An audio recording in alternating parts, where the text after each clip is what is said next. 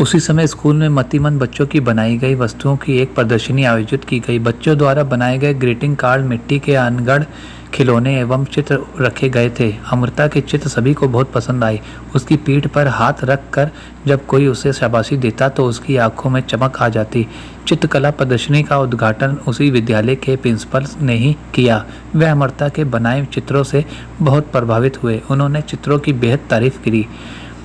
वह अपने स्कूल के बच्चों के चित्रों की प्रदर्शनी विदेश में लगाना चाहते थे। उन्होंने अमृता के 2 चित्र विदेश भेजने के लिए पसंद कर लिए। वीना ने सुना तो उन्हें अपने कानों पर विश्वास ही नहीं हुआ। विदेश में अमृता का नाम होगा, यह सोचकर ही वह रोमांचित हो उठी।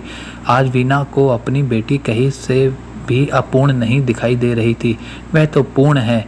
वह उन्हें कविता एवं वनिता से भी ज़्यादा पूर्ण लग रही थी। खुशी के अतिरेक में उनकी आंखों में आंसू निकल गए। तुरंत फ़ोन करके उन्होंने अमर को यह खुशखबरी दी।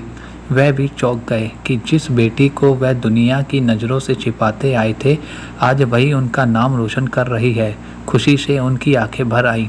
शाम को जब अमर घर आए तो प्यार से उन्होंने अमृता का माथा चूम लिया। वह उसकी गुड़िया के लिए नया फ्रॉक एवं उसके लिए खिलौने एवं कपड़े लाए थे।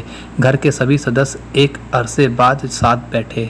उनकी खिलखिलाहट देखकर लग रहा था कि घर की असली सुख शांति इसी में ही है। कितने ही सुख सुविधा के समान इस हंसी के आगे फीके पड़ जाते हैं। अमर ने बातों बातों में बताया कि कल अमृता की उपलब्धि के उपलक्ष्य में पार्टी आयोजित की जाएगी। वीना के हृदय में कांटा सा चुभा। वह पिछली पार्टी की बात भूली न थी, फिर भी वह बहस करके रंग में भंग नहीं डालना चाहती थी, अतः चुपचाप रही। दूसरे दिन सुबह से वीना पार्टी की तैयारी में लग गई।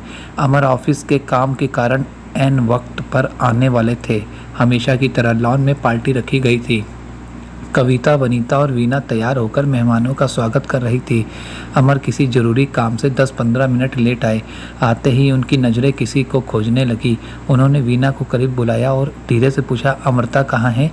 वीना चौंक कर अमर का मुंह देखती रह गई, फिर बोली, वह अपने कमरे में बाई के साथ बंद है। अरे यह क्या वीना, यह पार्टी अमृता के लिए ही रखी गई है। कुछ देर को ही सही उसे ज़रूर यहाँ लाओ। और हाँ, मैं जो कपड़े लाया था उसे पहना दो। वीना के पैर खुशी से ज़मीन पर नहीं पड़ रहे थे।